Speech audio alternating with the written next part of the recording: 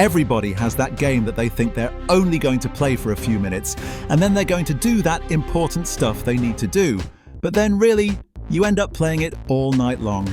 Admit it, we've all done it. Hello and welcome to Ranked Up. My name is Noah, and here are some of the best games that will cost you way more time than you intend for them to cost you. Starting off with number 10, it's Returnal. It's really no surprise that roguelike games can be time sinks. They just have a tendency to suck you in with their begged, just one more try gameplay loop. Stick that on a game like Returnal that feels this good to play, and you're going to forget what time it is. A run in Returnal can take a while to get off the ground. They can be pretty long too, and that can be a big chunk of time gone. Returnal tends to either click with people immediately or just never does, and if it clicks with you, you're just burning through time like fire burns through cardboard. The odd sort of sci-fi/horror story behind the game keeps things intriguing, and the way the environments tend to change between runs keep things interesting, at least aesthetically. I mean, the core game doesn't actually change all that much now. It doesn't really need to, though. It's a roguelike for people who like fun action more than all the usual stuff that comes in these kinds of games. It's hard to think about a game we sunk more hours into accidentally more than Returnal. Back when this was new, it was eating entire weekends. And maybe not for a lot of people, but for us, certainly it's one of Sony's best exclusives. It's frantically paced bullet hell action combined with some really well-designed and intricate bosses and simple but solid progression. Loops just mesmerizing. Returnal doesn't have quite enough content to stand up to something like Binding of Isaac, but let's say that Returnal has quality to stand up. Rest is sort of short. That doesn't mean it's not a satisfying experience, though. Really, it's enough. And hey, games not being 100 hours is something we talk about all the time. Game doesn't have to be, and that it's not doesn't mean it's not satisfying. And number 9 is Middle-earth: Shadow of Mordor, the original specifically. Weird choice compared to what we'd normally think of as a game that's a massive time sink. But this one in particular, we lost a lot of hours too. Even if this open-world action game is actually a pretty short game, especially compared to its sequel, and it's mostly that time was lost dicking around, that time was lost. It's the standout feature, the Nemesis system, that makes the game so interesting. And this game in particular because how personal it could get with some of your enemies. One orc kills you a few too many times, or even once really, and it can become a vendetta where you are just hunting this guy down. You're doing extra missions to exploit them. You're exploring the world because you know they like to hang around this part of the map and you want to ambush them and get the jump on them. It's a kind of systems-based emergent storytelling that's so satisfying because of the inherently silly nature of how it works. Like, I really actually prefer the Nemesis system in 1/2, because by 2-1 steamroll orcs and runs, it's just a lot easier. But 1, it's a lot more common for the orcs to get the upper hand, especially in the first half, so it's easier for them to win. And that's what makes things interesting. Not you winning, them winning. That's what creates a rivalry. Obviously, beating these guys is fun, but it's this silly kind of rivalry that makes this game so much fun to dick around in. Goes to show that an open-world game doesn't have to be massive to be fun to explore. In fact, having less can often be great because there's less fluff, less running around, less tedium. Brewer has the right idea with this one, though. It's not perfect, but it's arguably the most entertaining place to beat up random baddies. And number 8 is Batman Arkham Knight.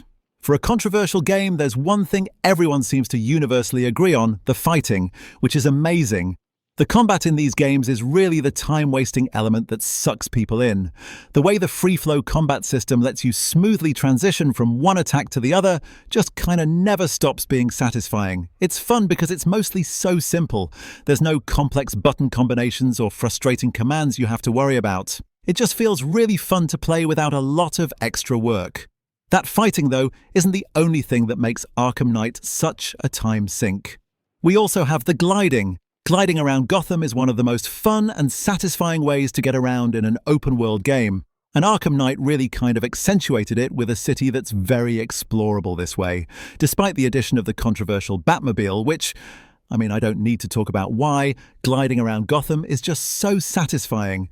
The game, it's actually surprisingly big for a game like this. It gives you a lot of space to glide through, and it all stays incredibly fast and responsive despite being held a few years old now. It's aged well. The movement is smooth and fluid. That swooping through the city is just like, it's fun. And that's really all it needs to be. Add into stealth sections that are mostly predator missions in the post-game, and you've definitely got a big-time sink on your hands. It's one of those things where you get so into it, you lose track of time with this game. Really, there is a lot of stuff to do, and the core gameplay is just extremely enjoyable. And number 7 is Hades. There's no game more perfect for zoning out and getting in the zone than Hades. And the thing that makes Hades great is that death is always a sort of progression. When you die, you take all the stuff you've collected during a run back to the main hub and use it to unlock new abilities, weapons, power-ups to make your future runs go further. Surprisingly, the strongest element of each run is your boons, your upgrades from the gods that can combine in all sorts of unexpected ways. Sometimes you get some real crappy rolls, but sometimes you end up with the most absurd, overpowered victory run that makes you feel like a god among men, or should I say a demigod among demon men, god among... Doesn't matter. It's a roguelike, it's fun as hell, and it tells a really good story on top of it. It really is an all-roader game. Fun to play, great progression loop, which includes dying, interesting story, fantastic setting, just musically one of the best games of the genre. The ragtime numbers alone would be enough to include this game on this list. But even if you're not the biggest roguelike guys, just stick with it. There's something here for just about everybody. Of course, if you're really not interested in roguelikes, you're probably not going to be interested in this, but it's good enough to at least make the case. And number 6 is The Witcher 3. When it comes to immersion, The Witcher is king. Everyone can relate to this, playing the game, planning to follow the main quest, but then you come across a notice board and figure, hey, no big deal, the game wants me to pick that stuff up anyway, why not? Then the compulsion is just too hard to ignore. Those monster contract missions are too good to pass up. At least check one out, and 10 hours later you're looking to do that main mission you started before. The side quests are just one reason this game can really suck away your time. Another one can be tracking down all the points of interest around the world where you slay a few monsters, get a quick bit of loot and some experience, or the various side missions that feel like you're barely progressing. The main quests have so many thin faction plots and webs of betrayal that take hours to unravel. Doing the main quest could easily take days' worth of playing time on its own, but throw in some of the best side quests ever seen in any game. Choose a random direction, get lost, and it's a game that's pretty easy to get stuck in. Coming in next, we have Risk of Rain 2. This game came out back in 2020 and was widely considered one of the best, if not the best, roguelike looter shooters out there. This game keeps gamers hooked with its fast-paced co-op gameplay, diverse character classes, and dynamic environments to explore. The payoff loop of collecting better gear and finding secrets makes every run feel unique and entertaining. It also saw some major success when it hit the Game Pass library for Xbox and PC players, which brought in a huge wave of new players eager to explore its expansive world and battle hordes of aliens. Just gotta mention, as of the time of this video, Risk of Rain 2 has actually been removed from the Game Pass library, unfortunately, but the game is still there for you to buy and also available on other platforms, so there's still plenty of ways to check it out if you want to. This game's infinite replayability, constant content updates, and exciting co-op elements have firmly established it now as a beloved game among the endless ranks of time sinks and kind of unique roguelike games. Now next at number 4, Elden Ring is just one of those games where it's so fun to get lost in. It's so easy to lose yourself in the world of Elden Ring, whether it's spending hours staring at the screen trying to beat the same boss for the 100th time, or wandering around the lands between trying to find that next dungeon or world boss to fight, or, that new piece of busted equipment to make your character even more overpowered. Or maybe you just spend the whole time designing the perfect build to wear a pot on your head. There are so many reasons to throw time into the game, but creativity in the game is one of the reasons why Elden Ring is such a time sink. The game is visually stunning and contains a ton of different ways to play it, but it's that commitment to its players' creativity that sets it apart, I think. Not only are you free to progress at your own pace, the game is about self-expression. And there are just so many different ways to play it, to make your own way, to progress on your own terms. And then there's Shadow of the Erdtree. The DLC pack is bigger than a ton of games on its own, and there's so much to see and do in it as well. Elden Ring is just a game that keeps on giving, and for that reason, it may very well keep you from being a functional adult. You've been warned.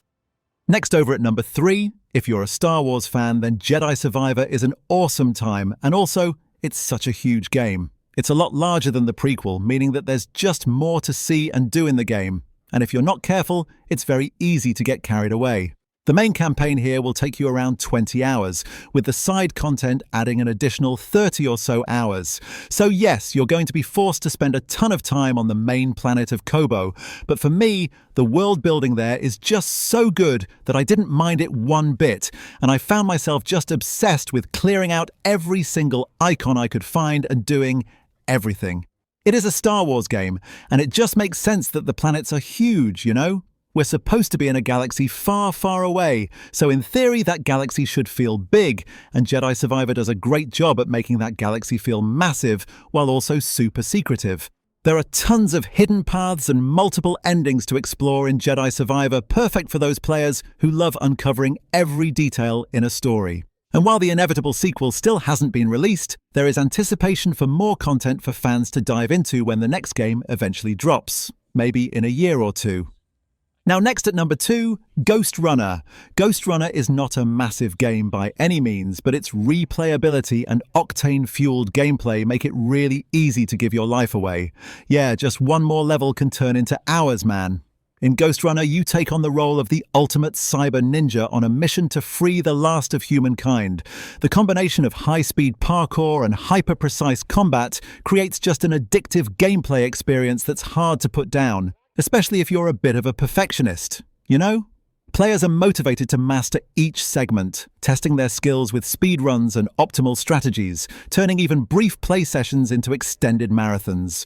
Ghostrunner's thrilling challenge and replayability, just the nature of the game, makes it one of the stickiest time sinks you could find. It's just so fun to get sucked into. And finally, we have Ori and the Will of the Wisps. I gotta shout this one out because it holds a lot, okay? This is an adventure game that just kind of like tugs at your heartstrings while also managing to steal countless hours of your day.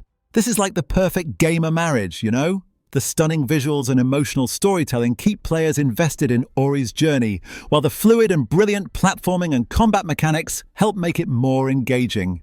The detailed world design encourages exploration, really checking every crevice, hunting for hidden secrets and upgrades, lengthening each play session. The game's challenging sections really provide a sense of accomplishment, and for me at least, it actually can easily have me wanting more, trying over and over again. Ori and the Will of the Wisps also has an incredible soundtrack that keeps you in the zone and really just complements the game perfectly, making it an experience that's equally so beautiful to look at, but also makes it so addictive in terms of gameplay. This is a very unique adventure, and honestly, everybody should try this one. And those are 10 games that are incredibly addictive, 10 games that can be an awesome time sink. Now, obviously, there are plenty more games out there. If there's something that you think we should have put on this list, let us know. There are plenty of games I was thinking about, so we'll probably do a future video, like maybe a part 2, a part 3. So, let us know your time sink games down in the comments.